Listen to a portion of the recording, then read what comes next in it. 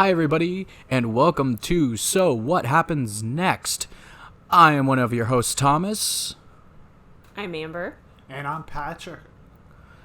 And today, Amber, you mind telling us what me and Patrick watched for this? They watch Full Metal Jacket. That's right, we watched Stanley Kubrick's Full Metal Jacket.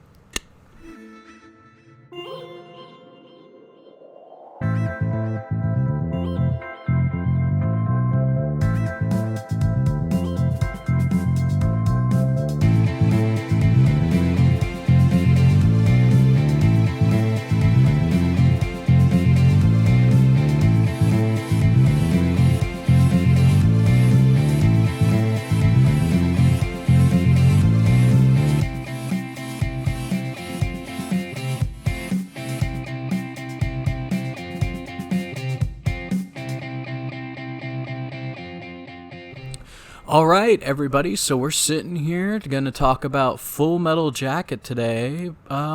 Personally, just to open up, I liked this movie. I've always heard it's a good movie, but wow, I've never seen it before this podcast. It was great. It did terrible in the box office. I could see that. But critics loved it, and it's a cult movie now. Oh, for sure.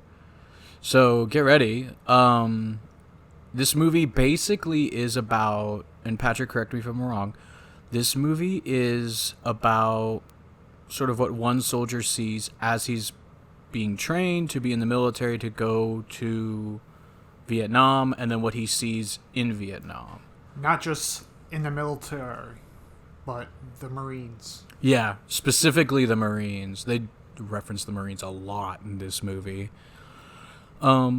Yeah, Patrick has a few facts for us, so let's slap some of those down. For those listening, I'm going to give out my age, but the movie came out the year I was born, 1987, directed by Kubrick. You can do the math. Yeah. Starring Matt Modine, Vincent D'Onofrio, and R. Lee Ermey, rest in peace. Based on a novel, The Short Timers. Facts. D'Onofrio gained 70 pounds for the role, still the most by an actor for a role. Emery was actually a former drill instructor in the Marines, and apparently came up with 150 pages of insults. Okay, I have notes about that, man. I have so many notes about that opening sequence, because the whole time I sat there, I was like, what the fuck is going on? Okay, but before we hit that, because I think it'd be a good place, Amber, how do you think this movie starts? I'm not quite sure, but it's obviously a war movie, so I would assume it's about one person's experiences through World War II? No, it's Vietnam. Oh, sorry. It's Vietnam. Which I guess I completely don't know what to expect. But it's basically about, I don't know, about him and a bunch of guys just having a jolly good time until something tragic happens with either the main character dying, or one of his really good friends dying, or the whole team dying. I think that's genuinely kind of how I thought this movie was going to be a serious version of Tropic Thunder. I was sitting there going, this is going to be Tropic Thunder, but serious. Like, because in my mind, that's what Tropic Thunder was based on. It's like you have these guys in Vietnam, and they're all buddy, and like they're doing one thing, but then shit hits the fan, and it totally was not that. No, Tropic Thunder to me is more like Platoon. Okay, it's closer to Platoon than it is Full Metal Jacket. Okay. Because I think Full Metal Jacket and Platoon do it too, but mostly focus on the psychological issues that this movie was a lot heavy. of Marines, a lot of people faced that went over to Vietnam, and even before that, for when they got drafted. So that's where I was thinking we could start here. So this movie's opening scene is, honestly, it's my nightmare. So I know that listeners at home, you don't see us right now, but I have very long hair, and the opening scene of this movie is just individual men, or I guess boys at this point in the film, just getting their heads brutally shaved. I mean, it looks painful in that, like, uncomfortable haircut kind of way. I think for those that were drafted and didn't know what to expect and growing out their hair as long as they did, like you, it was definitely painful because that took years to do. It's like just years of your life, like, did not matter to the Marines. Oh, yeah. And I mean, that's sort of a taste of what you're going to get in the whole movie is Kubrick looks like he's doing, hey, look at this scene. You're going to interpret, like, 10 different things like Patrick just did here. And also, yeah, it took me a long time to grow this hair. I remember walking down the hallway at school once when I was in college, and this kid who was like a dual enrolled high school student or something, he walks up to me and he goes, how long did it take you to grow that? And I was like, the fuck are you talking about? I'm like looking at myself going like, what are you talking? He's like, your hair.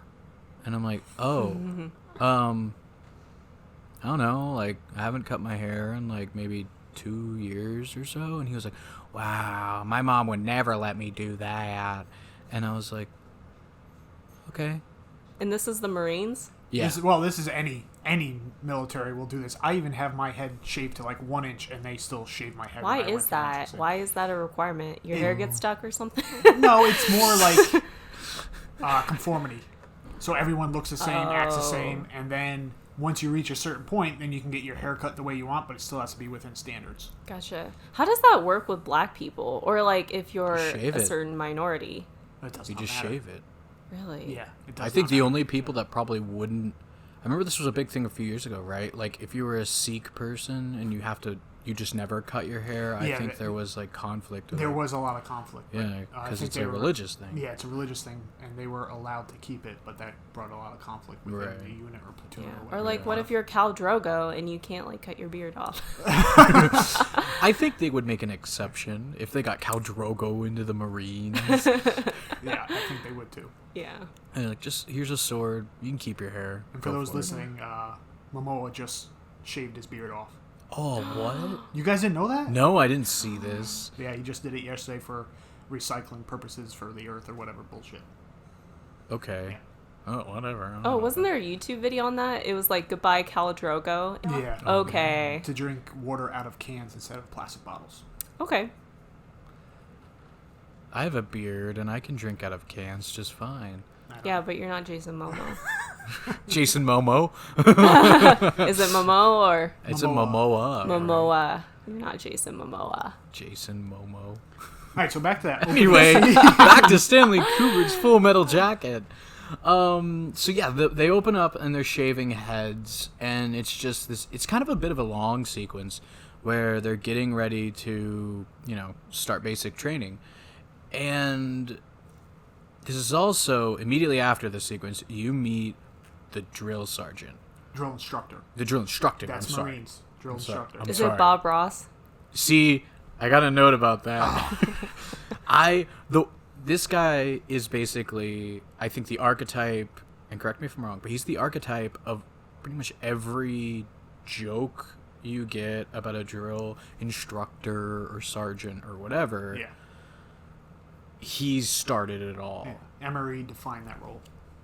Yeah, and it's just, this guy is just yelling at them. And honestly, I really like this scene. Like, Kubrick does a really good job here, because there's this cool tracking shot where they're following him around the barracks kind of type deal, and he's just like, you guys are all pieces of shit. You will always be shit, and I will train you to be the best damn shit you're ever gonna be. You are pukes. You are the lowest form of life on Earth. You are not even human fucking beings. You are nothing but unorganized, grabastic pieces of amphibian shit. And it's just following him as he's walking, and then he turns and he comes back around, and it's just really cool. It is. And Emery, if you watch, he does not blink. Oh, really? I think he might have blinked once, but I watched it again to make sure, but he does not blink the entire time he's yelling. How? because he's trained to do that. Yeah. So for this, he was actually on as a training person, helping behind the scenes, and the guy that they hired did not do the job that Emery thought was good enough. So he sat and yelled for 15 minutes straight, yelling expletives, insults, without repeating himself, without stopping, while getting water balloons thrown at him by others. And that's how he proved to Kubrick that he was right for the role. That's a very Stanley Kubrick type proving of ability. Yeah. I mean, just listen to like The Shining. A rite of passage for sure. Yeah, really. But yeah, and I mean, speaking of expletives and insult, this guy is masterful at the shit coming out of his mouth, because he never repeats, unless it's a name, he never repeats the same insult twice. And it's just like, it's so creative that I'm sitting here going, God Lord, this character's just throwing up shit. And he's setting up these guys for just epic destruction of person. Oh man, I don't think I wrote. Did you write any down, Patrick? I mean, like, he has these so fucking crazy jokes where he's just, he tells this what is it, the story where he's like, you're not gonna be sitting there with your finger up Mary Jane's cooch or whatever the fuck he names like a normal person, but with a expletive towards women on there. Yeah, he's just screaming at him, and it was like he's setting these guys up just left and right to just burn them. And I mean, it was one of the most like pleasing scenes in the whole movie as I'm watching these guys just get roasted by this little dude yelling at him in a hat. How tall are you, Private? Sir, 5'9", sir! 5'9"? I didn't know they stacked shit that high. You trying to squeeze an inch in on me somewhere, huh? Sir, no, sir! Bullshit, it looks to me like the best part of you ran down the crack of your mama's ass and ended up as a brown stain on the mattress. And he does this while they're doing... No, while they're just standing there at attention. Yeah. Like as an introductory. And to get used to it, Kubrick did not have the actors in that scene or Emery practice. It was just a first-time thing. Oh. So to get their actual reaction while he was yelling and screaming at them. So that brings up a question I have. So you kind of get introduced to, if you want to call them like the main characters in this movie. You have our main character, and he gives them all nicknames. So you have our main character who gets nicknamed Joker. And while he's yelling at a different guy, he sits and he does this. This was really random to me, and I don't know if I missed something, but he just randomly does a John Wayne impression from across the room. So while, the drill instructor's yelling, he's just like, well, aren't we here pilgrims, or something to that effect. And the drill sergeant loses his fucking shit, and he's like, who said that? Who said that shit? Who the fuck over here had the audacity to say that shit over? I swear. And he starts picking on the guy next to Joker. And Joker's like, sir, I said that, sir. And that's how they all talk to this guy. Everything they say to this guy is, sir, I said that, sir. Beginning with sir and ending with sir. Every time. Yep. That you, John Wayne? Is this me? Who said that? Who the fuck said that? Who's the slimy little communist shit twinkle-toed cocksucker down here who just signed his own death warrant? Nobody, huh? The very fucking godmother said it. I'm fucking standing. I will PT you all until you fucking die. I'll PT you until your asshole for sucking buttermilk. Was it you scroungy little fuck, huh? Sir, no, sir. You little piece of shit, you look like a fucking worm. I bet it was you. Sir, no, sir. Sir, I said it, sir. Well, no shit. What have we got here? A fucking comedian, private joker. I admire your honesty. And real quick, interesting fact about Joker, his actual character's name, J.T. Davis, was the first casualty in the Vietnam War. Well, that's fucking crazy. Jesus, that's nuts. But Joker, anyway, he gives him the nickname after. He's like, we got ourselves here a Joker. And, of course, imagine everything I'm saying, like, dialed to 11 in volume because he's just screaming With at these cursing guys. and vulgarities. It's like, oh God. And so he does this and he goes through, and now that you say this was raw, this was just their actual reactions, you meet Oh, fuck, what was his nickname? The dumb guy. Its nickname is Gomer Pyle. Actual Gomer name is Pyle. Leonard Lawrence. Yeah, Leonard Lawrence. The drill sergeant's yelling at Gomer Pyle, and Gomer Pyle has this fucking smirk on his face. And the whole time you're watching, you're like, it's like an SNL skit when they can't, like, keep it together for the joke, because he's just in there like, Anytime fucking Jimmy Fallon was on there, basically. oh, fucking Jimmy Fallon's show entirely. It's just fucking Jimmy Fallon all over the place. And he's sitting there and he's just like, if anyone, you can't see me, but I'm making a really stupid face right now where I'm smiling. And he's just like, wipe that smile off your face, Pyle. He's like, I'm trying, sir. And he can't. He just can't. And the next few scenes kind of become like the sergeant picking on Pyle to like a really heavy extreme. Like he's punching these guys, he's smacking them in the face. Like it's pretty heavy. And I was kind of wondering, like, is any of that, there's got to be accuracy to that too, right? At least point for the in time. Yes. And now, yes. I'll just say yes overall. Without getting too much detail. Okay. Yeah, I mean, he's pretty, some of the shit was pretty brutal. Yeah. This is, that beginning scene where he's introducing himself and picks out Pyle is when you see the start of the psychological breakdown of Pyle. Oh, yeah. In my opinion. Right there and then. Because he's the dumbest. He's just a big guy, can't lose weight, a lot of issues, can't do this, can't do that. And I think that's the beginning where Emery points it out, or Hartman is his character's name in the movie.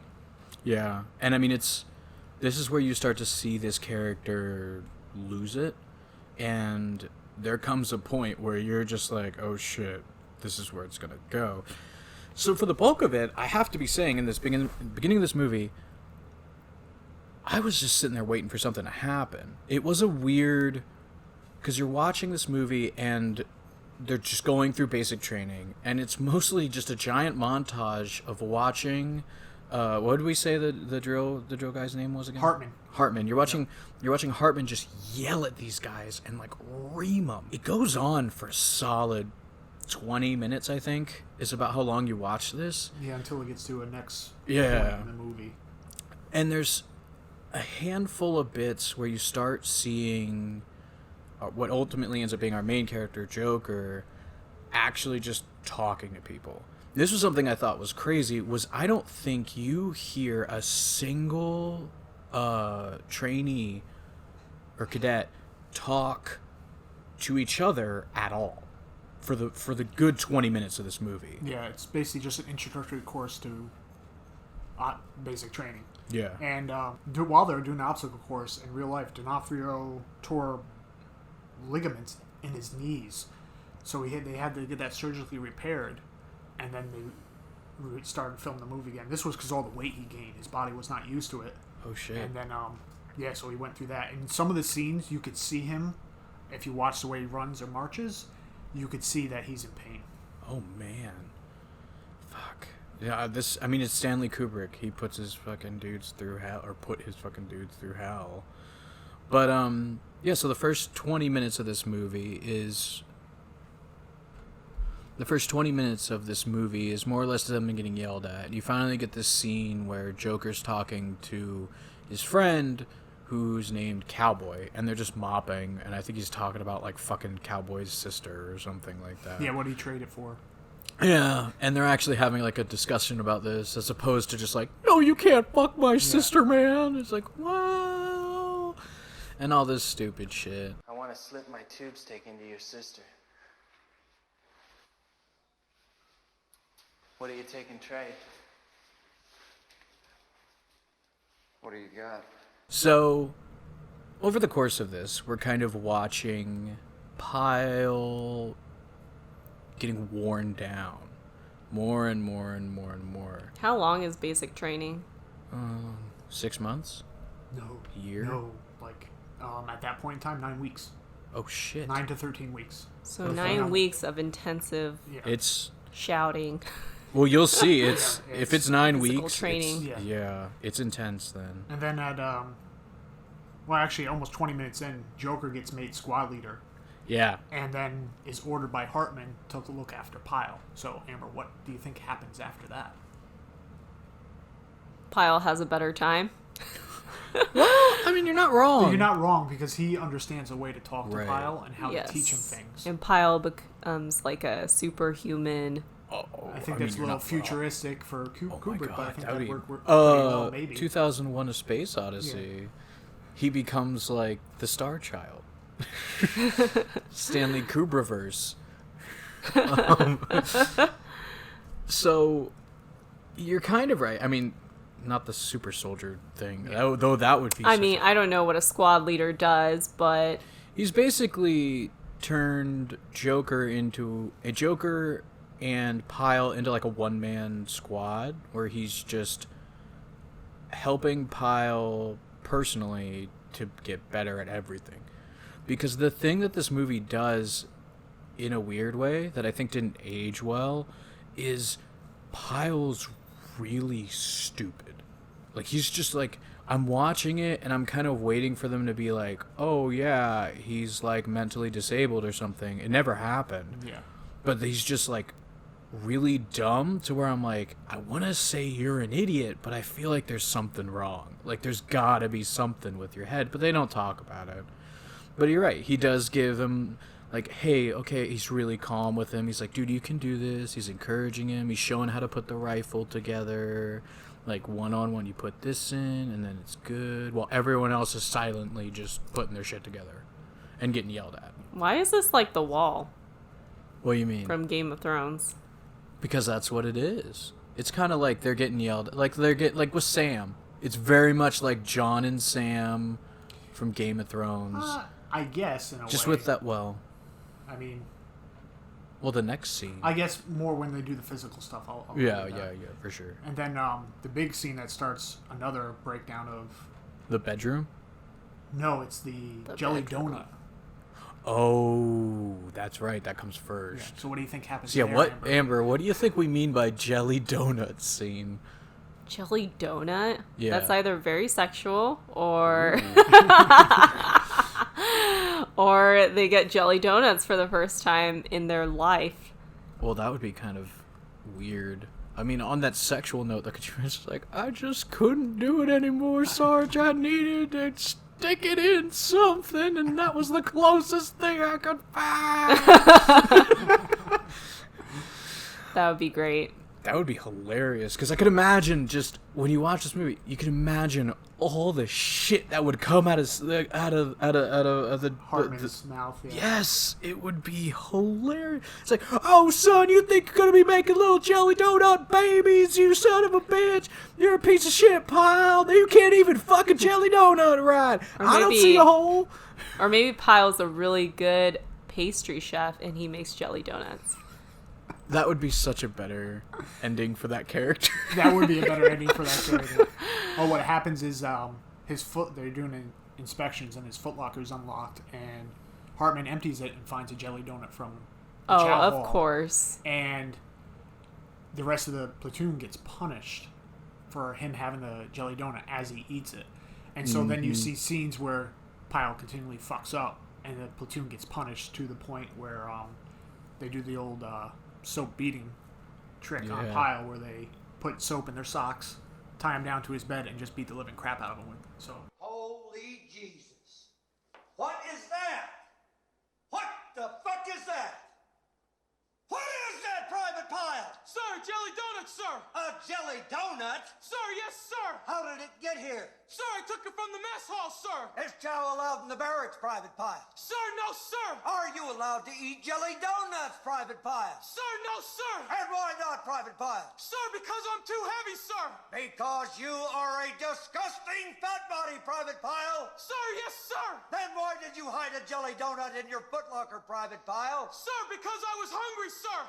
Because you were hungry. Yeah, and that scene with the soap and the socks is, well, it's out of a horror movie. Because the music, it's at nighttime, the music starts getting like Halloween. It's like that scraping violin sound. And you just see all the guys quietly get out of their bunks while Pile's just splayed out snoring. Of course. Has no clue. Oh, he has no fucking clue about anything. And they throw a blanket over him, and they hold him down, and another guy gags him. And every single person in the room comes running by as quick as they can and at least gets one good fucking slap with these heavy-ass socks on his chest. And Pile's screaming. It's like a little... I mean, this is actually pretty, like... It makes you kind of, cringe a little bit. Definitely. It's uncomfortable to watch because you're watching this guy scream, why are you doing this? Because he's dumb. He has no fucking idea what's going on. He just knows that everybody's mad at him, and he says so, I think, a few minutes earlier to Joker, where he's like, everybody hates me. Yeah. And he's like, no, but I mean, everyone's pretty mad at you. Like, we don't hate you, but you need to do better. But they beat the shit out of this guy, and you kind of see... And this is where you get, like, Joker as a main character, because he is really hesitant to smack him with the sock because he's been working with him. He knows that there's more to this than just an asshole not wanting to do work. And he hesitates, but at the end of it, he gets, like, 5 or 6 good hits on the guy. Like, he's the last one to go, and the guy who was getting yelled at him when he gets his nickname ends up being nicknamed Cowboy, is holding the gag, and he's like, just fucking do it, just get it over with. And he hesitates and just starts wailing on him. And everybody else, mind you, only got 1 hit. And Joker's sitting there just beating the shit out of him. 5 or 6 times, and then let's go, and then you hear Lawrence basically crying out, and Joker is bunkmate with him, so he's sleeping right below him. Yeah. Listening to him cry, and you get Joker just slowly raises his hands up to his ears and covers them. And he's just, it's kind of this like really regretful, I wish I didn't do that move. So from there on out, Amber, how do you think this affects Pyle? It definitely changes him, I feel like. And Yeah. I don't know if it stops him from eating jelly donuts or, having or doing things wrong. But I definitely think it changes him, and probably for not the better. Well, you're definitely right on that. I don't think this changes him for the better at all. Well, you actually do notice him improving. And Yeah, there's one but scene where they're asking the soldiers' orders where Joker forgets, but Pyle remembers. But then Joker notices Pyle talking to himself and things like that, so he's very hesitant and wary of him. Yeah, you have Pyle suddenly... Well, actually, I think a good point in that is you have this scene, which, and I mean, I don't know if this ever... I've never heard of any drill instructor, sergeant, or whatsoever, like, doing this, but he's talking about, like, these people who've killed people. I don't remember who the first one was. It's the guy who shot out of the tower at UT. Yeah, in the 70s, right? No, that was in the 50s? Something like that. Yeah, It something had like to that. be. But he says, does anybody know who Lee Harvey Oswald was? And all the guys raise their hand, and he goes, who was he? He's like, he's the man who shot Kennedy, sir. Outside of that shoe suppository. And they all kind of laugh, and he's like, shut the fuck up! He goes, you know where all these guys learned how to shoot like that? And they're all like, the Marines, sir! Joker raises his hand. Joker and says Joker says the Marines. That's right. Joker says, the Marines, sir. And he's like, you're goddamn right. He's talking about how the Marines making killing machines, and that at the end of the day, like, they're the best at what they did, even though it was terrible. And at the end of that scene, you have the camera just look at Pyle, who's now just dead-faced. The entire time up until now, it's almost like the guy couldn't help but smile, like, stupidly. But ever since the soap sock scene, he's just deadpan like a psychopath. Anybody know who Lee Harvey Oswald was? Private Snowball. Sir, he shot Kennedy, sir. That's right. And do you know how far away he was? Sir, it was pretty far from that book suppository building, sir. All right, knock it off. 250 feet. He was 250 feet away and shooting at a moving target. Oswald got off 3 rounds with an old Italian bolt-action rifle in only 6 seconds and scored 2 hits, including a headshot. Do any of you people know where these individuals learned how to shoot? Private Joker.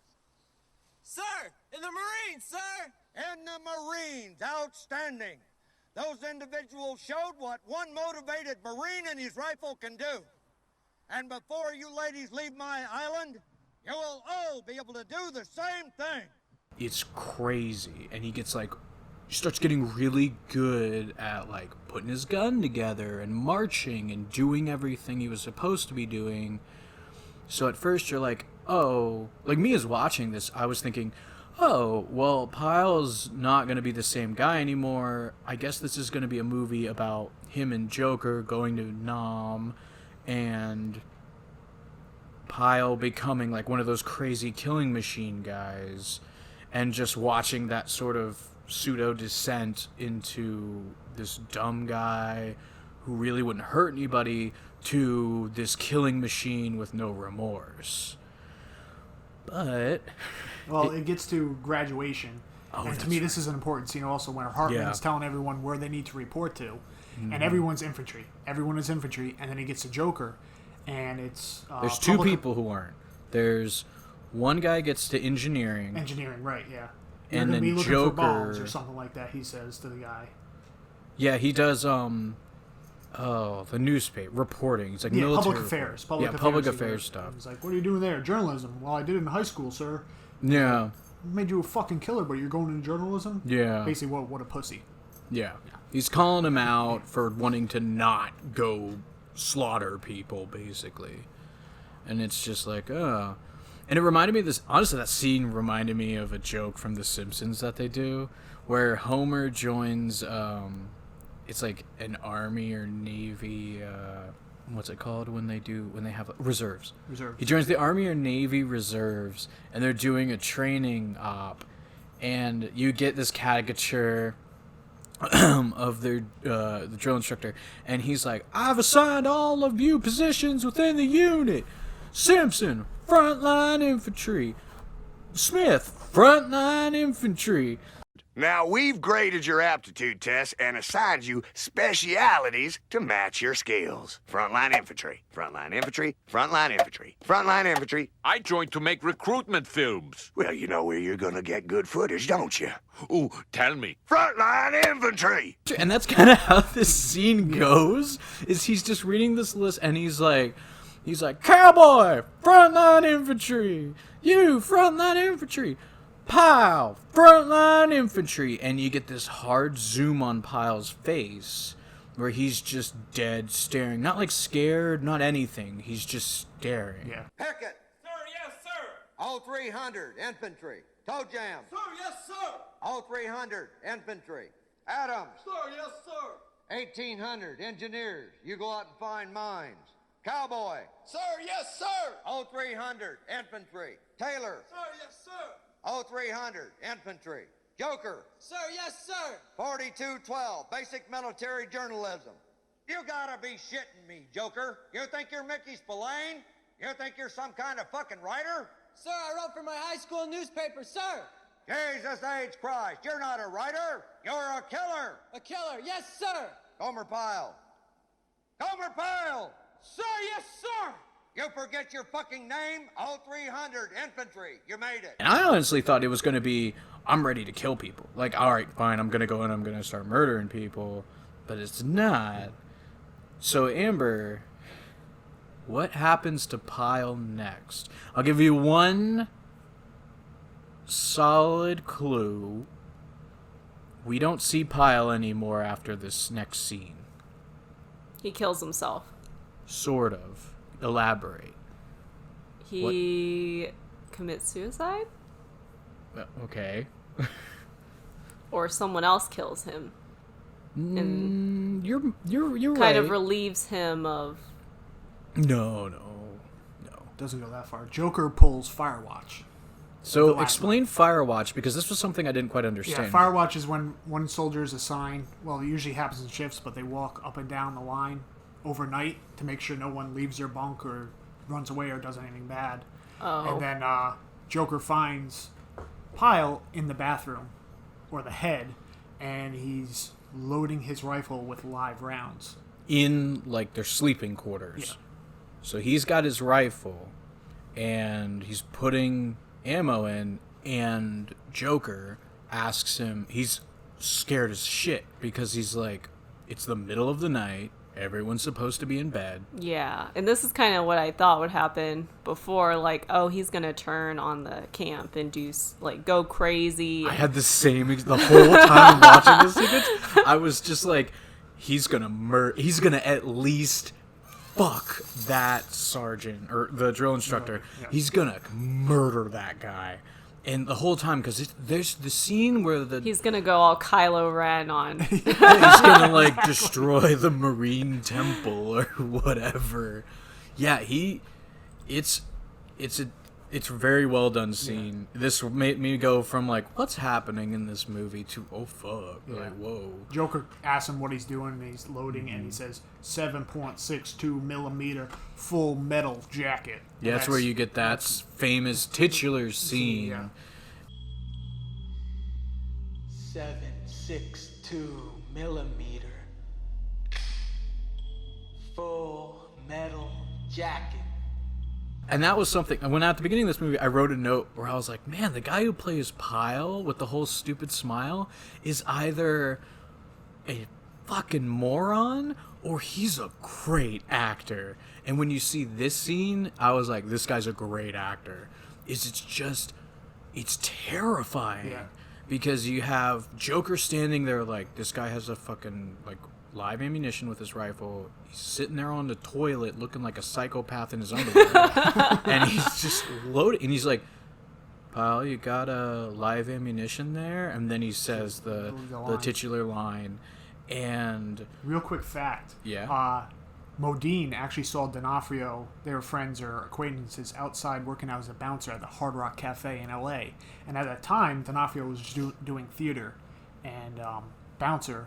And Modine suggested to D'Onofrio to go for the role of Pyle.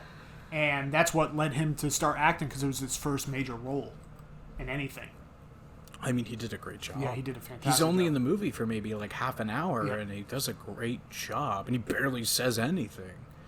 But you get this happening. I don't remember what wakes everybody. Something wakes everybody up, but you get the drill instructor like comes into the bathroom screaming, and I thought he did a great job at this too, because he comes in, he's like, what the fuck are you guys doing in my head? What the hell are you doing in here? Why does he have a gun? Why isn't he in bed? He's yelling at Joker like, why the fuck is this happening? And why are you not literally beating the shit out of him for it right now? And he's like, sir, it is the cadets' responsibility to inform you that Pyle has live ammunition in his gun. And you watch the drill instructors just switches everything off. You hear him not yell, I think for the first time in the entire movie. Yeah. And it was weird, because I thought it was 80 yard, because it didn't sound like him at all. And he's just like, son, I want you, like, this is an order. I want you to hand over that gun and, like, go back to your bunk. And he just calmly tells him to do it. And I had a sneaking suspicion that was the only calm he had in his entire body, because the minute Pyle's like, nah, he gives an intention, like he's not going to, he's just like, well, son, listen the fuck here, give me that fucking gun. And he stands up and just, boom, puts one in his chest. Yeah. Why aren't you stomping Private Pyle's guts out? Sir, it is the private's duty to inform the senior drill instructor that Private Pyle has a full magazine and is locked and loaded, sir!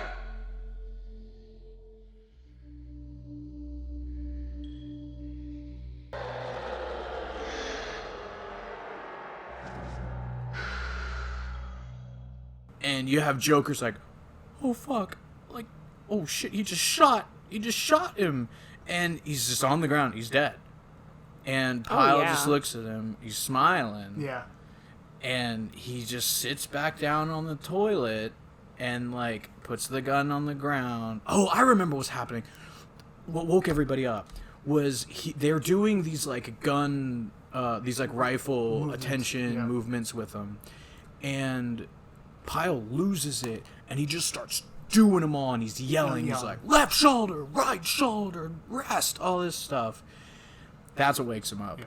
And then he kind of like does the rest, sits down on the toilet, puts the gun in his mouth, and just poof. And you're watching. There's no shadows or shit. You just see the back of his head splatter against the wall, and Joker's just, holy shit.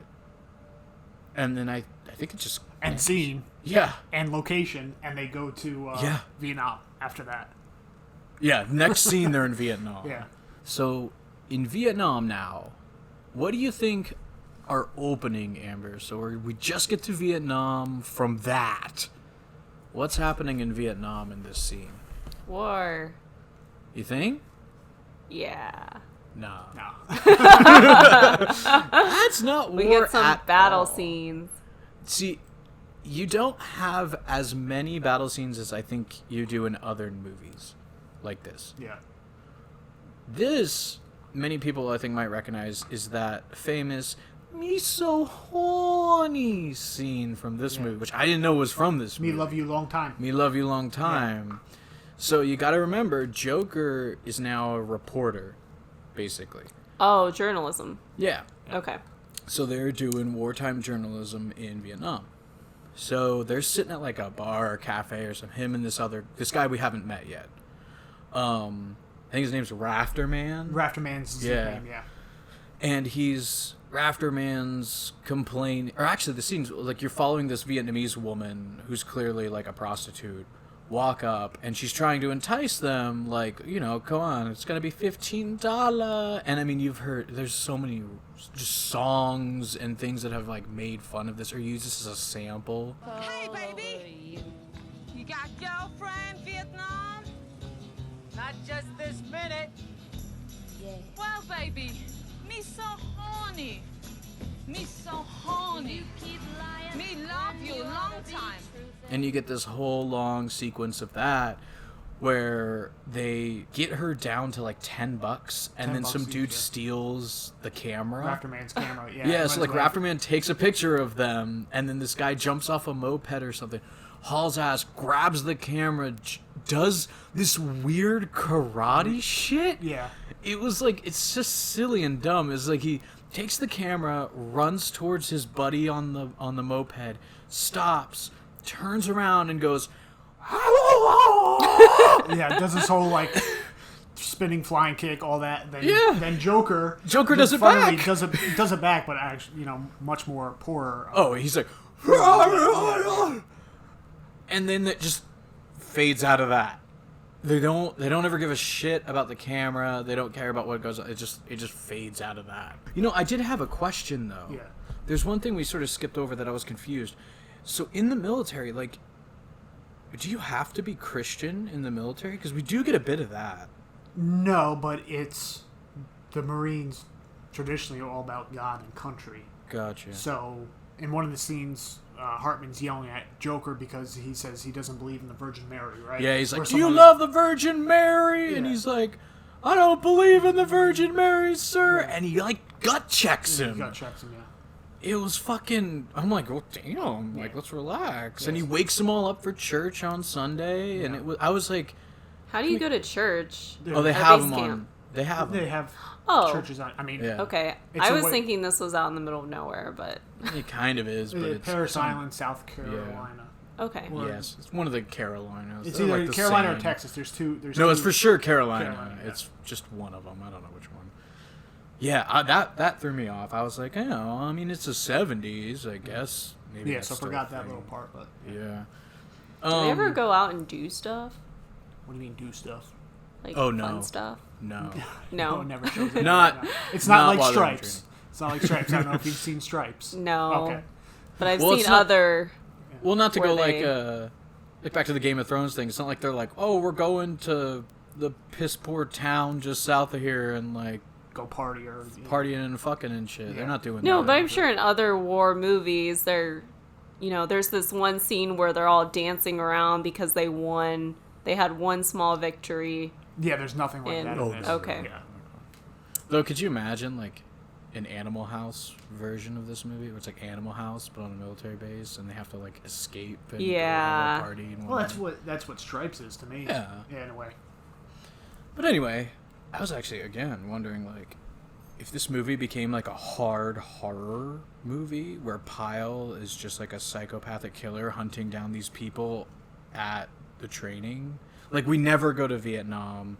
It's just... Man, that would have been a great movie. I was like, it would be kind of cool if, like, they all have to use what they learned to take this guy who became top of the class down. Yeah. And he's just killing everybody. He kills all the top people so they can't call anyone, and they're all kind of... That should have been a movie. That would have been... It doesn't have to replace this one. This one's good. Yeah. But I think that would have been a crazy movie. I want that to be a movie. I feel like I've heard that before, and that there might be some form of that for something, but I don't remember. I mean, I feel like that... I haven't seen it, but we saw that in Doom. What? Like, you have... Yeah, it was the end of Doom. Yeah. That's Dwayne The Rock Johnson kind of becomes that I'm gonna kill you with all of my skills. Yeah. I feel like maybe Overlord has tones of that. I haven't seen it yet, but I feel like maybe that's kind of... The parts I've seen, it's, I think, a little bit like that, but more like Nazis coming after him. Right. But yeah, no, I understand what you mean, yeah. Yeah, I just think that would be if you put Kubrick at the helm of that kind of horror movie, like, I think it would have been great. Yeah. It's just watching Pyle, like, take these people down. It all takes place in the course of one night. Yep. Yeah. And then at the end of it, they still get shipped to Nam. They still end up, whoever survives, like, have Joker survive at the end of the movie, and then they're like, well, it's a good thing you survived, son. You leave for Vietnam in the morning, and then it's just hard hit, like, fuck. And then... In a way, I don't know if you've heard of Tigerland with Colin Farrell, one of the early ones. He basically helps others get shipped home by having accidents, or my girls got pregnant, something like that. But I feel like that's the kind of same tone, is that no matter what happens, you're still getting shipped to Nam. Exactly. So anyway, back where we were. Yeah. So the next scene after the guys steal the camera is that they're talking to their lieutenant about news stories. That's right. And Joker hears rumors of some intelligence that they're going to have a Tet offensive during the Vietnamese New Year of the Year of the Rabbit. And the LT tells him, no, don't worry about it. But what do you think happens? Can I get a clue? So he tells... So they're doing news stories, right? Yes. And Joker's making jokes, and he tells them, we got this Vietnamese New Year off. So it's like Lunar New Year. Yeah. And he says, there's an armistice for today, a ceasefire, I'm sorry, ceasefire for today. Okay. No one's going to be attacking each other because it's a holiday. Oh, sure. And there you go. Right when you said that, I was like, oh, yeah. Yeah, exactly. Because Joker's like, well, Lieutenant, I heard they might actually attack. And he's like, don't be an idiot. They've been saying shit.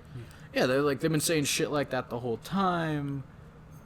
And lo and behold, there's like a car bomb goes off, I think, at the front gate. Yeah, the front gate, and everyone responds, and it's actually Joker's and a lot of the guys' first action. And because you got to remember, like, they're taught how to do all this shit, and they're walking around with this shit. But for the most part, they've just been doing kind of fluff pieces on, like... So something the lieutenant mentions is back domestically in the United States, which was actually historically true, is a lot of news outlets were saying, we should not be in this war is stupid, we don't need to be doing this. And they're kind of trying to be the counterbalance to that, where they're showing, oh, well, look at all the good we're doing. And I think there's a scene where he says, Joker, we do two kinds of stories. We do... And I mean, he says some racial slurs in there, but he basically says, our guys buying deodorant and shampoo for the Vietnamese people to make everybody happy, and us killing bad guys. Yeah. So they're just fluff pieces trying to show that we're doing good in Vietnam. Yeah. Because no one back in the United States believes that it's good. Right. And you get this I think that was actually a cool scene. That I mean, there's so much in this movie where I wanted to just be like, oh my god, there's so much to take out of this. I don't think there's any point in this movie where I can tell if Joker's being serious or if he's actually kidding. And I mean, obviously that's the point of the name. Right. But when he's saying this stuff, he's saying it in such a way where you want to be like, oh, this guy is totally not about the war. He doesn't want to be there. But it's also like a joke, and everything comes off like a satire. Yeah. And so, what's going on? And then you also see when he's running out, it gets pointed out later, but he's wearing a peace symbol on his vest, and on his helmet it's written "Born to Kill."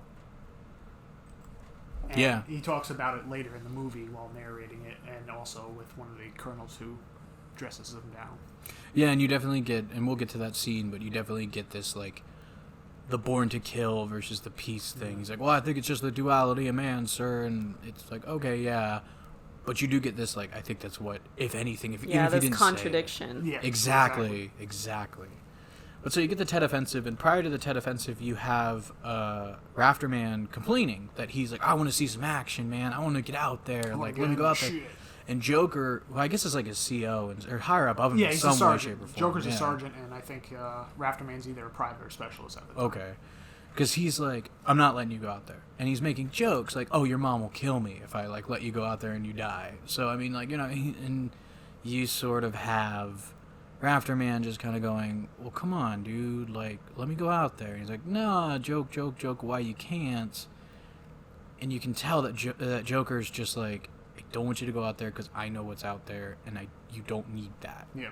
And I mean, after you watch the pile thing, it's like, you don't need to take this new friend of yours and turn him into that. I hate the name, Joker. I want to go out into the field. I've been in country almost 3 months, and all I do is take handshake shots at award ceremonies. You get wasted your first day in the field, and it'd be my fault. A high school girl could do my job. I want to get out into the shit.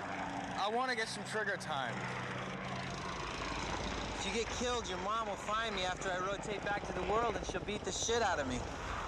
It's a negative, Rafterman.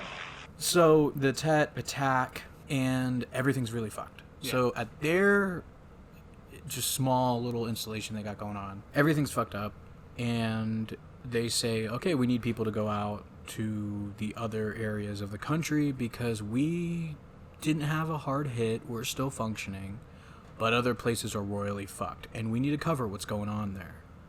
And Joker gets sent to Fubai. I don't know where it is in Vietnam, but he gets sent into the shit, basically. And Rafterman, I want to go with Joker. And LT agrees to it. And so we go ship out from there. Yeah. And interesting part with the next scene is the helicopter really, really shows how there was no psychological testing in the military with the gunner there. And interesting fact, before I get to that, the gunner was actually, Kubrick wanted him as the original drill instructor, Hartman.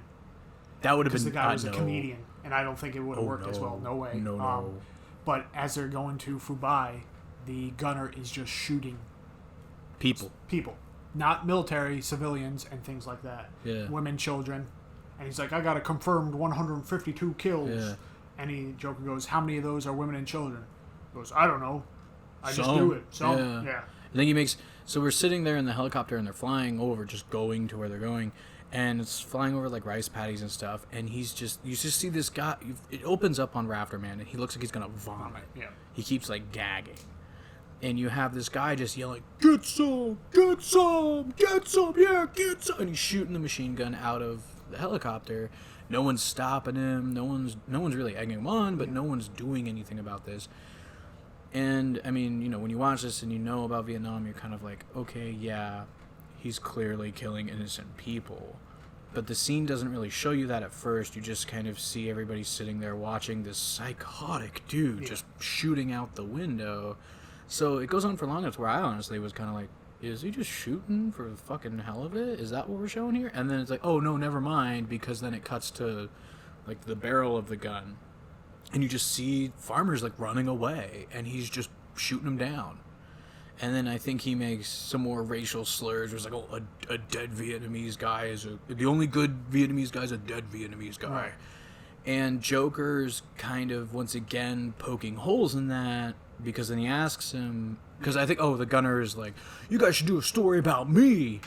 because I killed all these guys. I'm a hero or some shit. And they're like, oh yeah, like they ask him how many kills. He goes, how many women and children is that? The whole time you have Rafterman just kind of overdoing it, but his face is red. And he's like, he looks like he's in vomit the whole time, and he's like gonna puke. Yeah.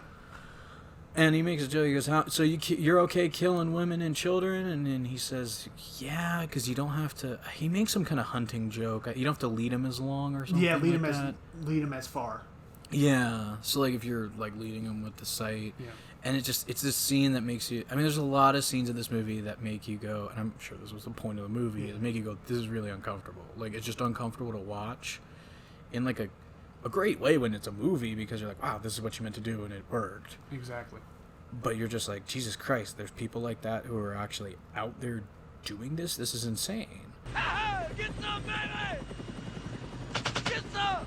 Get some! Get some! You guys ought to do a story about me sometime! Why should we do a story about you? Because I'm so fucking good! That ain't no shit neither! A lot of the movie is like these little one-off scenes that just show like a snapshot of what the fuck was going on, and then we're back to the next bit of what's going on. There's not as much of like a cohesive plot. Like it's kind of littered throughout, but it's not, oh, this is the story of Joker and how he got out of Vietnam or something. It's just like, no, he's just kind of doing this shit, and this is what the world was. Yeah. So they land and they go search of a platoon that they're tasked to be with. And to me, this is a big part of the movie, and maybe a big part of the war of Vietnam, is that they hear of a rumor of a mass grave. Yeah, mass grave that's nearby, and they go and visit it. And this is where he meets the colonel, gets yelled at for having the born to kill and the peace symbol. Mm-hmm. But probably the great line in the movie to me is after seeing the grave, Joker says, "The dead only know one thing: it is better to be alive." Mm-hmm. And to me, that looks at Vietnam like those who are already there, that are serving there, are kind of dead. Yeah. So the platoon that they're ordered to be with actually turns out to be Cowboy's platoon. So the whole time he's like, yeah, it's an old friend of mine. You know who Cowboy? And everybody knows the nicknames. These nicknames have clearly stuck with them from basic all the way to Vietnam with completely different people. Yeah. And he's like, oh yeah, I'm Cowboy CO, blah, blah, blah. Like, they're over here in this one area. Follow me and I'll bring you to them. So what do you think Cowboy and friends are doing when, Joker and Rafterman show up? Guerrilla warfare? Man, see, I feel like you wanted so much more of an action movie. I know. I'm thinking they're like jumping out of trees. They're in the jungle, just like pouncing on people and killing them. Though admittedly, when I was watching the movie, there's so many times where I was like, okay, when are we going to get to the, again, I thought it was going to be like fucking Tropic Thunder, but serious. Yeah. And it never happened, It just was this continuous. And I mean, I think that's really what he's trying to show is that, yeah, there was fighting and people were killing each other, but I mean, there was also a whole lot of bullshit. Nothing. Just nothing happened. Yeah, they were just sitting there outside of a small village that they just won over in a battle that was lost beforehand. So he finds him, and he's part of the Lust Hawk. Remind me, who are they fighting against? They're fighting against like a communist faction of the Vietnamese people. Yeah.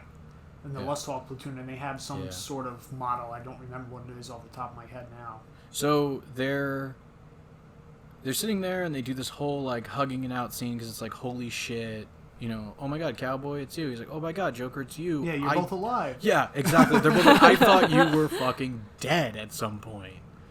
And they're amazed. And I think that scene right there, just that little bit, is like, holy shit. They genuinely thought when they got shipped off, I'm never seeing these people again. Yeah. And probably not. And I'm sure they didn't.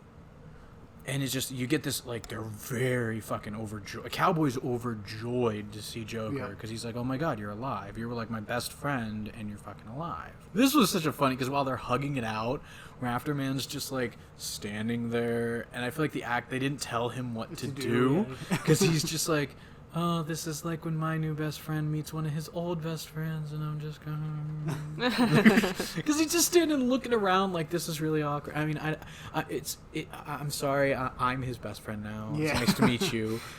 And he starts snapping pictures of the soldiers there, and a big part is one of the guys from the platoon, Animal Mother, right? That's his name. Is that Adam Baldwin? Yes, it is Adam Okay. Baldwin. Yes. Of Firefly Flame? Yeah. He plays Jane in Firefly. Oh. Yeah. So you meet him playing like a little bit more amplified version of Jane in this, and you get, and I'm sorry, Joker learned all these burns from the fucking drill instructor. Yeah. Because they're sitting there having like a 1970s version of like a Yo Mama joke contest. Because Adam Baldwin's like, this, that, he's like spitting shit at him. And again, because of the peace symbol. Because of the peace symbol, yeah, he's like, you got that peace symbol, like that's a bunch of fucking stupid shit. And then Joker's starts doing that random as fuck trademark John Wayne impression, and I loved it because he goes, "Well, I don't think blah blah blah pilgrim, blah blah blah pilgrim," and Adam Baldwin looks at him and goes, "You talk the talk, but do you walk the walk?" And I wrote in my notes, like, the fucking John Wayne impression? Like, that's the talk? Because the whole time you have all the other soldiers in the background going like, oh! Yeah. And it's just like, no, you think that's a burn, but it's not that bad of a burn. Yeah, this is John Wayne that we're talking about here. Well, Pilgrim, only after ya eat the peanuts out of my shit. You talk the talk. Do you walk the walk? Yeah, the John Wayne stuff, he's just like, he does it a lot, and like I get how it's supposed to be funny, but it just feels like they cut whatever the setup for the John Wayne jokes is, because that sort of seems to be Joker's thing, is he makes it, and then him and Adam Baldwin almost throw down, and then it kind of just disperses. This guy comes up, and he's like, oh, this here's Animal Mother, he's a piece of shit here, but if you're on the battlefield, he's the best damn guy in the world. He just needs, and I think this goes for a lot of these people that you meet in Vietnam in these scenes, he's like, he just needs somebody to be throwing grenades at him the rest of his life, and he'll be the best damn guy in the world. And you do get later, like, it's true, sort of, kind of. Yeah, that he's a good soldier. Yeah, and so then you get this, I think the thing we were talking about before is you have one of the other soldiers, I think this is the medic. He's sitting next to a guy with a hat over his face who's like asleep. And Rafterman's taking pictures. And he goes, hey man, take a picture of this. And he sits down and goes, this here's my buddy. Yeah. And he holds up his finger and he takes the hat off of the guy's face. And you think it's really well done. You think you're going to get this guy who's like asleep, but it's a dead northern Vietnamese soldier that they just took and propped up in a chair. And, he's taking pictures, but he's just, like, explaining, like, oh, it's his birthday today. This guy is, like, runs this whole place. And everyone's like, happy birthday. It's just really just, like, again, this disturbing, like, this is really fucked up scene of, like, they took a person they killed and propped him up in a chair to set up a fucking joke. And it's just, you get a lot of that, especially here on out, you get, like, a lot of that kind of stuff through the rest of the movie. And so from there, they move out with the platoon. Tanks in front, and they come across another city or village. And I want to say mines go off because I didn't see any fire or anything like that. And it kills the lieutenant. And then one of the lieutenant's guys gets nominated to lead the squad, and they go from there to try to find the NBA in that region or village. Yeah. Because the tank gets hit and everyone drops to the ground, but the lieutenant dies. Like, he gets, he's dead. It almost looks like he gets shot in the dick. Oh. Like, is what looks like happened. Well, I think shrapnel like, goes up into his midsection too. Yeah, because they did a really good job. Is everybody drops on their bellies, has their guns ready to go, but the commanding officer just kind of like falls on his back. Oh. And you're like, oh fuck, he's dead. Yeah. And I think this is a scene that is, for me, it undermined the whole scene. Was 2019 meme culture ruined it. Everybody has shit written on their helmets, and you get these like shots of every single person's face who's in the platoon, like on the ground, and everybody has something different. Like Adam Baldwin says, like, I am become death, and then Joker says, I think born to kill. On his, And then you get this guy. He's not even like a main character. He's just a guy, and his helmet says, I wrote it down. It just says, I'm hard. And all I could think was, like, this guy fucking hit the ground and said, fuck, I'm hard. Like, like of everything I could have right now, it's like, damn it, Lieutenant's dead, and now I'm fucking hard. He went down hard. He went down hard. Jesus Christ. That would have been fucking amazing. But so you do get and it's like, the whole time it's trying to be serious, and I'm just like, fuck, that guy's hard. Yeah. And, but yeah, so it goes back. And they call in, they say, he's down, what do we do? He gets nominated. And they move in, and it's kind of implied, I think, that they just wipe out. Yeah, they wipe out whatever opposition they face. Yeah. And the opposition also runs away after they do, after they see them. And they see him run by, and Joker they're all reloading. Yeah. So Joker's in the middle of reloading. And you see like 5 or 6 of these guys run for cover away, and then a handful more come by, and at this point Joker's all loaded up, ready to go, and he just like shoots them down. No, it's not Joker. Isn't it? Oh no, it's the Doc. It's the new leader. It's of the squad. That's right. Yeah, he's the one that shoots maybe 2 or 3 down. Yeah. And then they just all stop and take like a break in the city, and then the next scene. Well, you do get the next scene's actually really cool. So what do you think is the next scene after they basically get these guys out of the city? So the hint would be they got some downtime. They get to see real-life Vietnamese culture, perhaps. I don't think this movie's that woke. Or, I don't know, they do something that's really ridiculous and kind of like a more fun... Maybe fun for them? Fun for them, exactly. Like, to us, looking at it, it's like, really? Like, I don't consider that fun, never would do it, but they're just having a good old time. Well, I think it's more like, I would consider this fucked up as opposed to fun, but you do get, like, it's fun for them. I think that's everything the soldiers do in Vietnam pretty much in this movie is, like, it's fun for them. But if you're watching it, you're like, this is really fucked up. So you have the soldiers, they're interviewing them, right, on camera. Yeah, while they're taking cover. While they're taking cover from fire of some kind. Yeah. So you got to remember, again, Joker and them are news people, journalists and stuff, and they're filming them. And I want to see, like, a behind-the-scenes film of this, because I guarantee you there was, like, Stanley Kubrick and 2 other guys doing exactly what those camera guys are, because it's another tracking shot where you have these 2 guys holding a boom and to keep the camera steady, and they're low so that they don't get hit. And they're just, like, panning across all these guys, and the shot's coming from behind the cameraman. And all I can think in my head is, like, I guarantee the fucking cameramen for the movie are doing what the cameramen in the movie are doing to film the cameramen in the movie. And it was really cool. And I think they do a really cool job, because there's that scene, and then afterwards they interview each of our sort of main cast individually, and they ask, and I think you get every single reaction of the day to Vietnam. Yeah. You get, like, Adam Baldwin's kind of just like, well, if we just flew planes over the north and bombed them, this would be over. And then you have I think you have I'm Hard, who says, like, I don't get it. We're dying for them, and they hate us. Yeah. And I'm like, that was something personally I never really thought of, was like, if you're a soldier, you're out there dying for them, and in your mind you're doing a good thing, these people hate you, and all you could see is, like, what the fuck, man? And you get kind of everybody sort of, and Joker, of course, is making jokes. Yeah, and you kind of see everyone's own opinions on it. And Joker's definitely comes out that he's against the war. And then you also get Cowboy, who's like... There's no horses. There's no horses. I wrote that down. How does a country have no horses? That's what's wrong with this country. Complaint. Yeah, that's it. No horses. He's just from like Texas, so... What does he fucking says? He says, like, there's no horses here. He's like, what kind of country is... I haven't been able to... Quote, I have not been able to ride a horse since I got here. I hate Vietnam. Like, what the shit is that? I hate Vietnam. There's not one horse in this whole country. They don't have one horse in Vietnam. There's something basically wrong with that.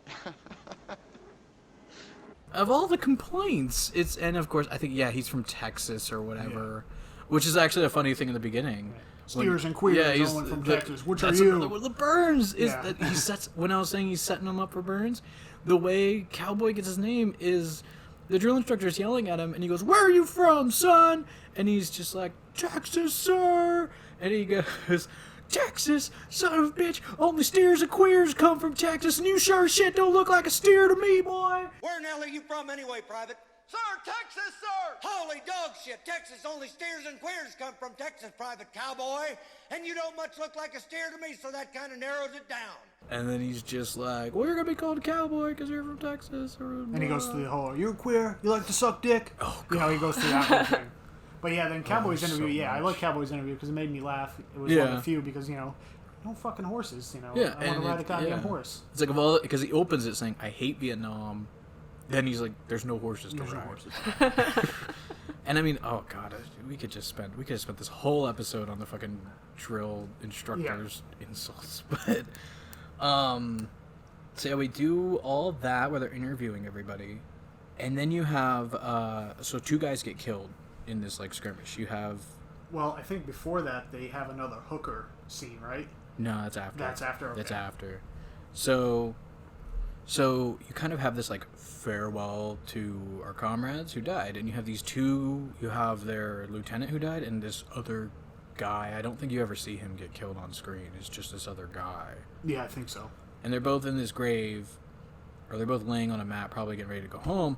And this was another scene that just like, I hate how nowadays like other movies have ruined scenes like this for me, because all I could think in this scene was, this is Ferris Bueller's Day Off.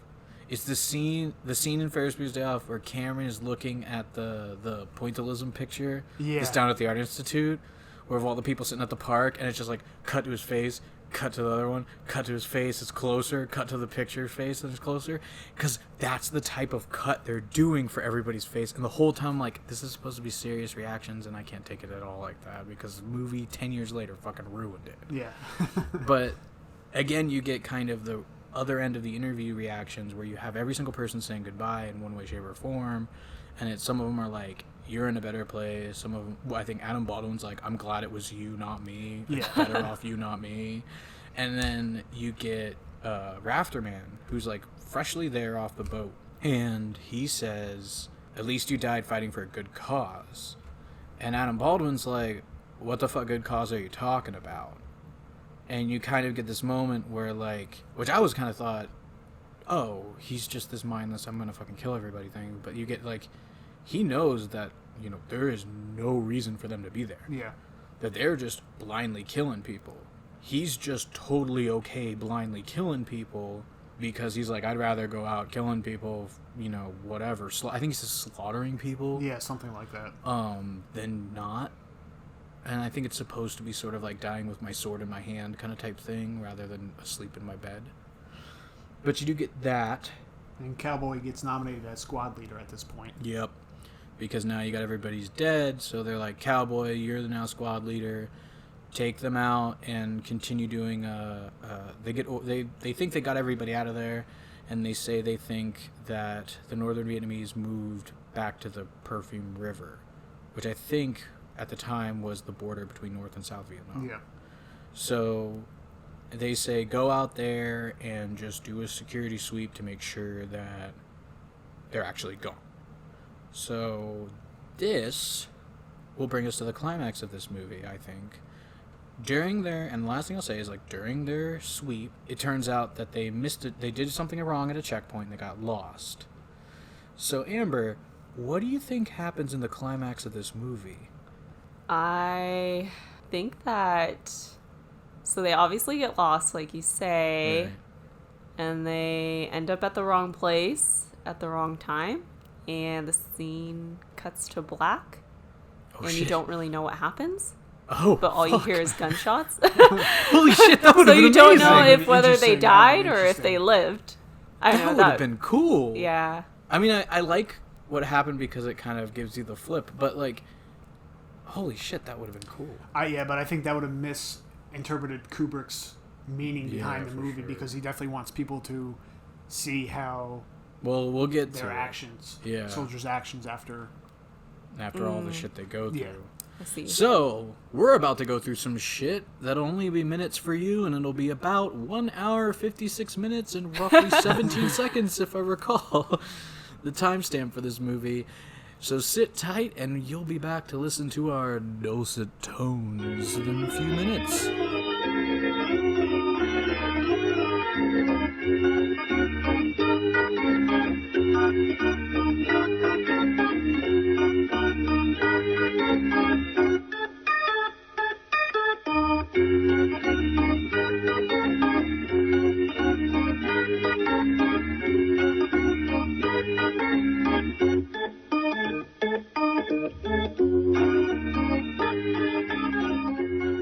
Okay, welcome back. So, Amber, what did you think? I thought it was a pretty good movie, a solid movie for sure, better than the last one that we did. But I definitely like the ending of it rather than like the beginning of the movie, because the ending was a lot more symbolic, had a lot like deeper meaning than the first part. True. I agree. I mean, there was a lot. I mean, personally, I like the beginning best because you could just go do an entire movie off of just that book. And I mean, we kept coming up with the horror movie of watching Pyle, like, murder everybody. Yeah. I just don't like how they didn't connect each scene together, or all those scenes that they did, because it just kind of went off like tangent, or went from like one idea to the other, and that was basically it. Well, I think that was the point, you know, but I can see what you're getting at. It was a little, like, broken up. What about you, Patrick? You've seen this movie plenty. What's I like how it gets broken up because it changes location. Yeah. It makes an easier way to change location for Kubrick and everyone else to get in the right frame of mind and mindset. Yeah.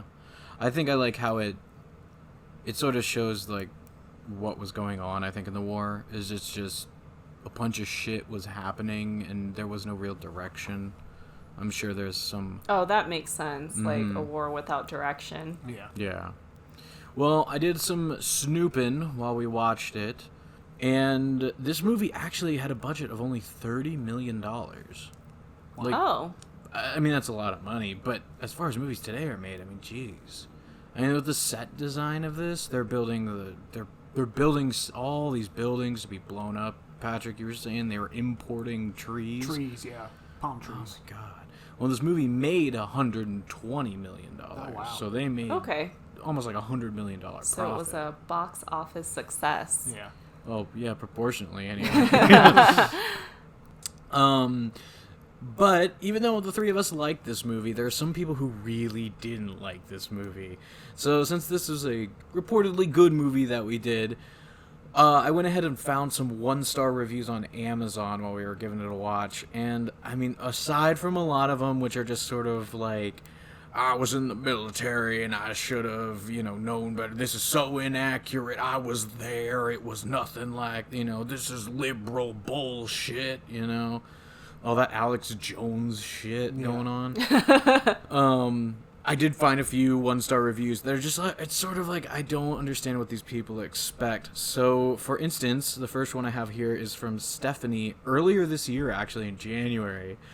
She reviewed this movie. It's pretty short. She said, I should have looked up why this is rated R. Someone recommended, and we took their word. Awful. Swearing, graphic, ... We skipped parts and finally gave up.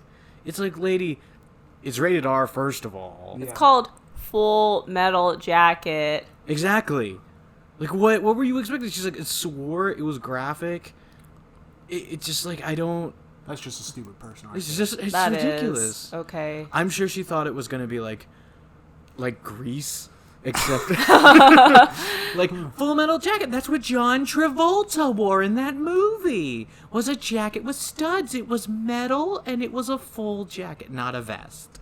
Sounds like they were lied to by their... I would love to know what recommended it to them. I want to know what that friend said. Yeah. It's all about God and Jesus. You're going to love it. They really like a lot of God in that movie. Mm-hmm. Like, you'll love it, Stephanie. Lots of God talk. Great movie. The next one I have is just from a Kindle customer. Back in March 2017, they said the heading for this one is trash. Trash. My teen rented it. I gave my okay to the rental because he told me that the movie is just a regular war movie. Not. Never believe a teen. I'm sorry, what regular war movie are you watching where it probably shouldn't be seen by like a young teenage kid? Again, the director gives it away. Right. You're not going to get a regular movie when Stanley Kubrick directs a movie. Well, it's just like, what was the problem? What did this parent have a problem with their kid watching this movie compared to other war movies? What I mean, it's like, the beginning does a whole bunch of stuff going on with the training, but I mean, you get your fight scenes.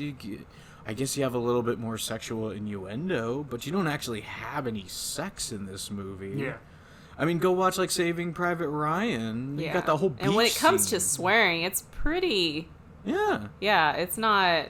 I mean, it's like, as bad as it could could be. They say a lot of racial slurs. Yeah, they do say a lot of racial slurs. Maybe that's it. I mean, that's the only thing I could think of that like other movies might not. But again, have. then again, when was this movie made? It's like 1987. 87. Yeah. It's been What did around. you You expect? should know. Yeah. These people. By the way, both of these are the first two of these are no later than 2019 and no earlier than 2017. So this movie has been around 40 years at that point. Like, if you don't know by now, the movie's popular. It's like no one's ever heard of Full Metal Jacket before. Or someone's heard of it somewhere or seen reference to it. Well, this last one I had was really interesting. It was really hard to sift through these to find one that wasn't like, this movie's just liberal propaganda making the frogs gay or whatever the fuck they say. they just go on. They just go on. So, and there were some paragraphs written about this movie. Oh, Jesus. So I was trying to avoid ones that were too long, but this one is by Rodney D. Lewis back in February 8th, 2007. So it's all over 10 years old.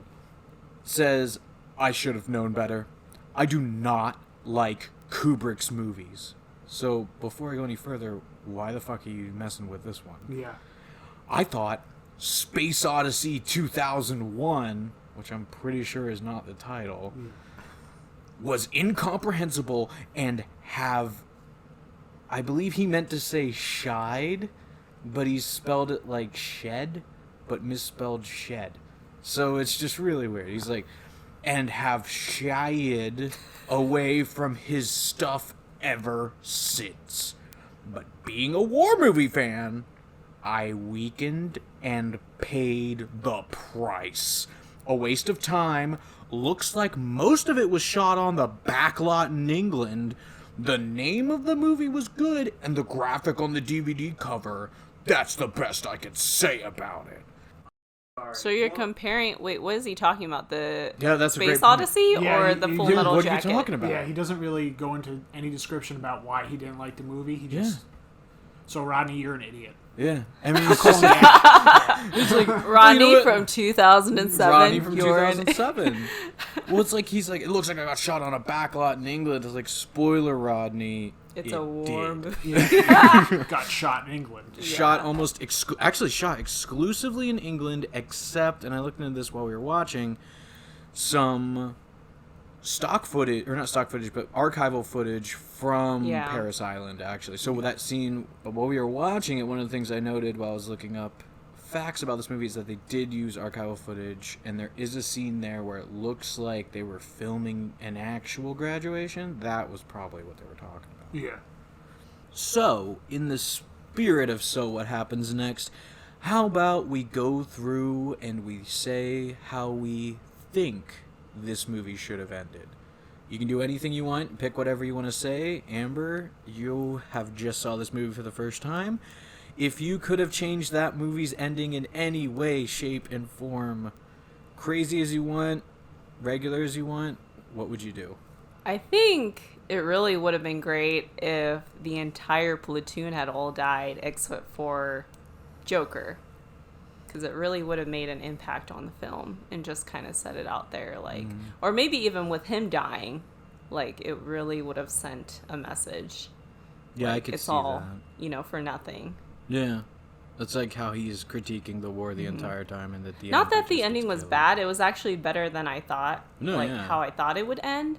Just because they were all not, I don't know. It was... Your original ending had it all going to black. Instead, Yeah. we have, like, them have to kill the sniper who's killing their friends. Yeah, who is actually, like, a little girl or a young woman. Yeah. Like, Yeah. that was pretty powerful, but... Yeah. At first, I was just like, oh, this is really... They're just being dumb. Mm-hmm. And they're just trying to kill this, like, one person. Yeah. You know? So... Okay. Platoon dying, or at least our main character dying. Patrick, what you got? I would have liked if Joker was back in the States and people were asking him what was Vietnam like. Oh. And that it's would've kind been of just cool. him sitting there and be like, Nam was Nam, you know, he didn't give a Yeah. reason or any, like, backstory. He just said Right. Nam was Nam, you know, I was just over there doing journalism. Maybe That's over it. at a retirement. Oh, man. Yeah. Give it like a Notebook-esque ending. He's in a retirement home talking to somebody. He's like, how was, like, interviewing another war journalist person or Yeah. something. That would have been cool. Or maybe even, like, him study up on PTSD or something like that. Because he obviously saw a lot of that. Better Yeah. yet, him becoming, like, a psychiatrist for PTSD. Yeah, that could have been done. But Yeah. just something simple. I do like the Mickey Mouse song at the end. I think that's Yeah. hilarious. It kind of... I swear, there's got to be a version of this movie where Disney was like, you cut that scene out or we will ruin you. Like, Yeah. I can't believe they're okay with that being at the end of the movie, as powerful as Disney has become. Thomas, what do you got? Well, we talked about it. Well, with that new Joker movie coming out, I think mine's a little bit more crazy. Because honestly, I can't come up. I think you guys are, as far as legitimate endings for this movie goes, I think both of you guys could beat anything I could come up with. But I think with that new Joker movie coming out, best scene would be all that shit happens at the end. He kills the sniper girl. And the whole time he's been doing that John Wayne joke. And he looks in the mirror and he puts on all that makeup. And he's just staring at himself in the mirror. Looks at himself and says, "Is that you, John Wayne? Or is that me?" And then cut to black and you cue Mark Hamill's Joker laugh. Then Paint It Black happens. That's my ending for this movie. That'd be And- interesting. Wouldn't it? Yeah. Like, that's your Joker origin story. And then you just basically reshoot part of this movie with Joaquin Phoenix. As Joker. Well, that was Full Metal Jacket. If you guys had to give it a out of 10, where are we throwing it? Amber? I'd give it a 7.5 or 8 out of Alright. 10. Solid. Patrick? I go 8.7 because I feel like with having Hartman in there, they made those beginning scenes more realistic. And that's the part I think that, constantly, and that was like probably one of the better parts of the movie, I think. I constantly, like, it's my favorite part of the movie, but by the end of the movie, I keep forgetting that it happened. Yeah. And then I remember it, and I'm like, oh yeah, that was a great part of the movie. Yeah. Like, all of that. I think I would give this movie... I'd probably give it a solid 7, because there are, like, the disjointed bit, and when I first... Yeah. Like, I first watched this movie for the podcast, and it was... And maybe it's because we've been spoiled with these really pretty, think like, so. war movies, like Dunkirk and everything. Yeah. Well, I think it's also because all of those... There's a plot, you know, like Saving Private Ryan. It's right there in the Yes. title. Yeah. We're going to save Private Ryan. All this shit's going to happen along the way. You know, like Tom Hanks is going to shoot a tank.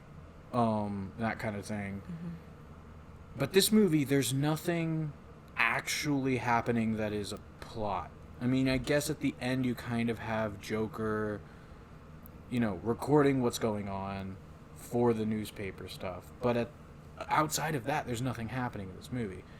I'd probably keep the 7 out of 10, just because it did throw me off a little bit. It didn't ruin the movie, but it did make it a little tough to get, like, situated into it. I think like if like rewatching appealing it, to the characters because there was really we didn't know that much about them. To and be I mean honest. that's the point, and I can appreciate that. Yeah. But it does take a little bit away from like the modern viewer who's watched, you know, all these Marvel movies that revolve around like one person and you know every aspect of their lives. And now it's like, here's a smattering of people. We're going to kind of focus on 1.5 of them and then do your bit. So yeah, I think that'll leave it at 7 out of 10. Yeah. I think for me it was also different because I've been through the military. Mm-hmm. And brag. Some of those actions that we did during basic training did happen. Yeah. But did you ever get gut checked? No, Are you allowed I never to say got. that? I got yelled at a lot though because when we first got off the bus, and that's when they do the yelling. You know, I yelled in front of the drill sergeant's face, and he didn't take too kindly to that. But yeah, it was what it was. And I think it depends on age too, because I've known older people that were in the military, and it was probably more like that. Oh yeah. Yeah. I mean, I've heard some big problems in the past. I mean, I remember growing up when I was a kid, and there was like a huge scandal going around at the time of like basic training, boot camp stuff, where people were getting like killed or whatever because of hazing. It was, like, sort of where a lot of this hazing stuff I remember started from. Mm-hmm. Well, I think all three of us at the very least can agree that we enjoyed this movie. And if you enjoyed this podcast, we strongly suggest you, give us a rating when you can. Maybe follow us, like us on wherever podcasts are available. I think that'll do it for Full Metal Jacket. I am one of your hosts, Thomas. I'm Amber. And I'm Patrick. And we will see you guys back when we get to the world.